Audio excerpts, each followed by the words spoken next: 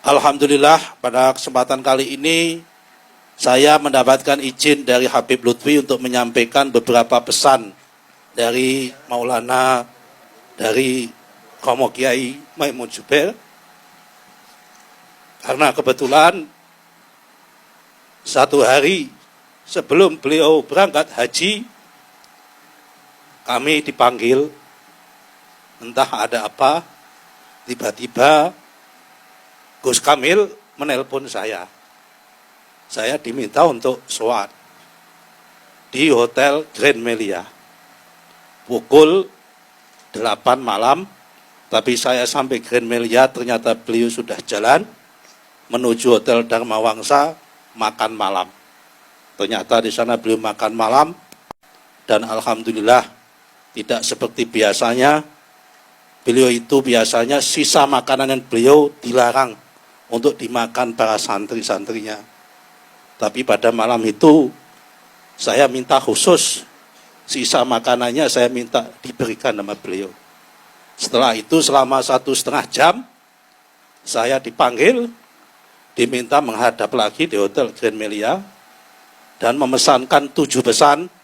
Tapi yang akan saya sampaikan pada malam hari ini hanya 2. Karena yang 5 sifatnya masih, yang 2 sifatnya pribadi, yang 2 pesan kepada Pak Jokowi, dan yang 1 saya akan sampaikan nanti pada saat yang tepat. Pesan yang pertama beliau, sambil beliau juga saya melihat memegang tangan saya, dan beliau mengeluarkan air mata, saya tahu persis, waktu menyampaikan ini pesan khusus buat kita semua, aktivis Nahdlatul Ulama, aktivis NU di semua tingkatan, untuk tidak boleh dan tidak mau diadu domba dengan Ahlul Bait. Para aktivis Nahdlatul Ulama tidak boleh terpancing apapun dan bermusuhan dengan Ahlul Bait.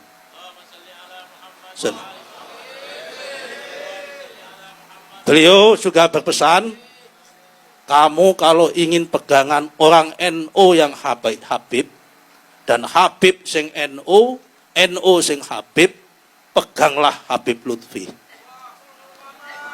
Karena Habib Lutfi ini ulama Habib sing Jawa, tur wong Jawa sing paham Habib. Saya tidak tahu maknanya beliau, tetapi saya memaknai begitu beliau wafat, ini adalah tongkat estafeta bahwa imam kita kali ini, kalau ada pesan-pesan dari beliau, kita nanti larinya, kita tanya kepada Al-Mukarram Maulana Habib Lutfi.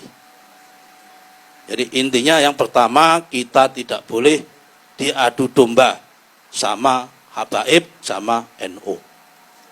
Ini persis, kalau saya flashback, mohon maaf, 1 minggu setelah saya terpilih menjadi ketua GP Ansor, mumpung masih ada beliau nanti bisa diklarifikasi. Saya dipanggil sama guru kita semua, Maulana Al-Habib Muhammad Lutfi bin Yahya ke Pekalongan.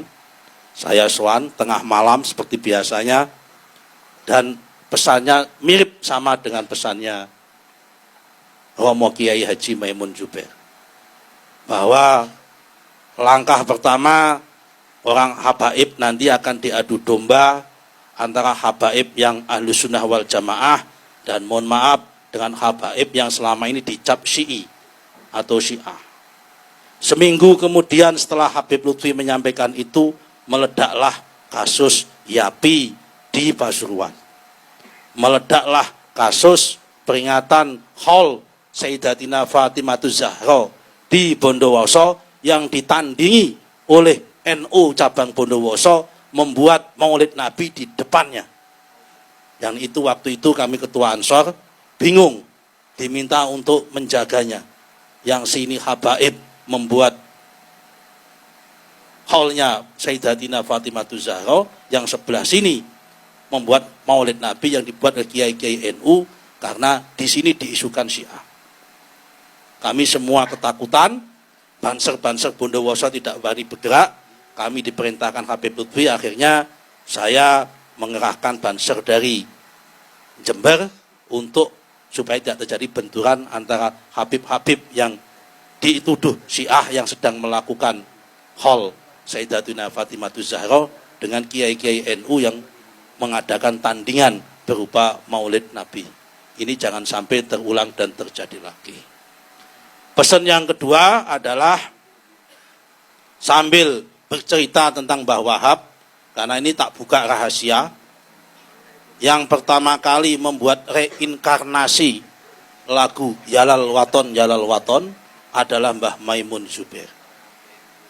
Tanggal 11 Agustus tahun 2011, kami dari PPGP Ansor kebetulan melaksanakan dan melakukan halakoh ulama muda di Tambak Beras Jombang, dan Mbah Maimun menjadi pembicara.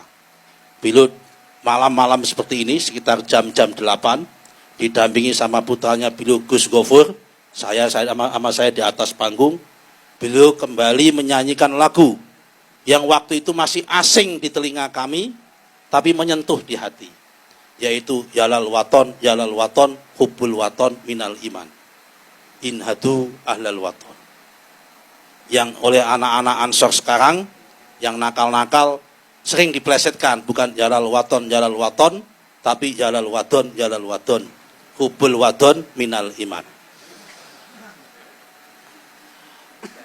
Beliau pesan bahwa NU harus nasionalis, NU harus nasional, dan Indonesia harus NU. Artinya apa? NU religius harus berbasis nasionalis, dan Indonesia yang nasional ini berbasis religius, dan itu religinya adalah NU. Kenapa NU harus nasionalis?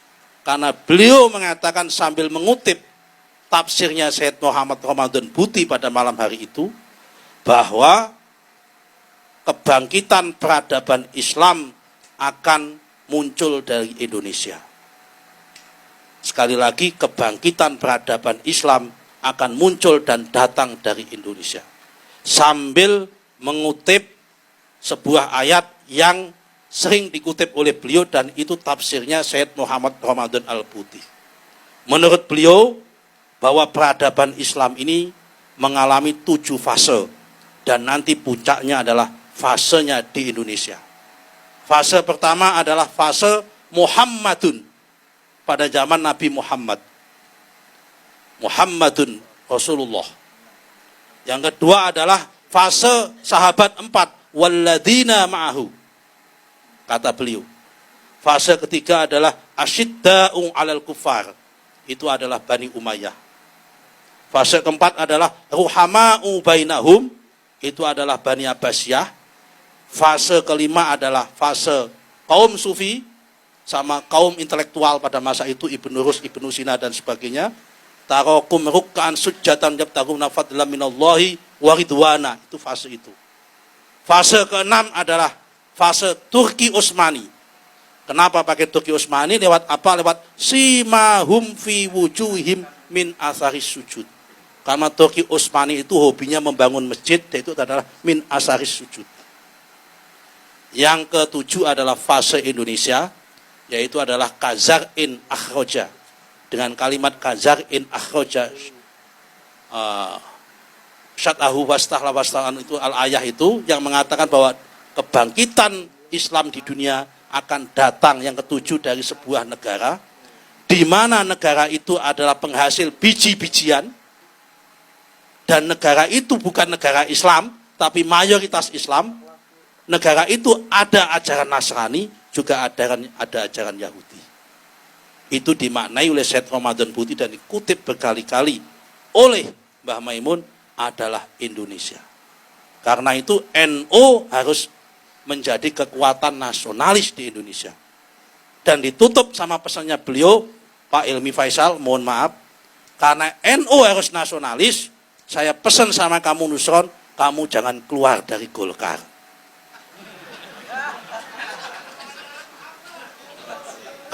NU jangan semua di PKB. Orang-orang NU harus masuk ke partai-partai yang nasionalis, kata beliau. Perkara yang P3 itu fardu kifayah hukumnya. Biar saya saja, kata Mbah Maimun, yang P3. Ya kan? Biar saya saja yang P3, kata Mbah Maimun. Karena untuk P3 itu yang penting fardu kifayah. Tidak boleh mati P3 itu, tapi jangan sampai besar. Karena kalau besar nanti berbahaya, kata Mbah Maimun. Itu cukup untuk memenuhi syarat kewajiban, gugurnya kewajiban. Karena memang harus di Indonesia ini ada partai yang khusus Islam itu memang harus ada. Tetapi Indonesia, kata Mbah Maimun, harus dipimpin dengan platformnya nasionalis. Ini kira-kira pesannya beliau yang kami sampaikan. Kita doakan semoga guru kita Habib Lutfi panjang umur, diangkat derajatnya oleh Allah Subhanahu wa taala. Dan kalau beliau diangkat derajatnya Allah Subhanahu wa taala, kita sebagai santrinya ngikut di belakang beliau. Kalau beliau ke surga, kita ikut surganya beliau. Kalau beliau dekat dengan Nabi Muhammad, kita ingin di samping beliau. Kalau beliau mendapatkan pahala dan tempat yang mulia di sisi Allah, kita ingin nempel di belakang beliau meskipun sempit, tidak apa-apa. Yang penting bersama beliau. Marilah kita sama-sama kita doakan semoga kita semua yang ditinggalkan oleh Mbah Maimun Zubair sanggup meneruskan. Terutama adalah peran pesan yang pertama tadi, jangan sampai kita semua terjebak dan diadu domba dengan para ahlul bait. Ahlul bait adalah NU, NU adalah ahlul bait. Adapun kalau ada ahlul bait yang belum senang sama NU, kewajiban kita untuk menasihati dan memberitahu supaya ahlul bait tersebut makin cinta dan makin sayang dengan Nahdlatul Ulama. Sebaliknya kalau ada orang Nahdlatul Ulama kok tidak suka dengan ahlul bait, saya yakin itu NU sing goblok, NU sing setengah-setengah. Karena kalau NU nggak suka dengan ahlul bait, saya jamin itu NU-nya belum 24 karat, tapi NU numpang untuk nyari jabatan yang model seperti itu. Karena NU adalah harus suka sama ahlul bait. Sesuai dengan hadis Nabi, taraktu fikum amraini lan tamasukum abada, kitaballahi wa itrati. Ya kan? Ada dua hadis, yang pertama kitaballahi wa sunnati, yang kedua adalah kitaballahi wa itrati. Dan dua-duanya adalah sahih menurut Mbah Kiai Maimun Zubair. Demikian yang bisa kami sampaikan.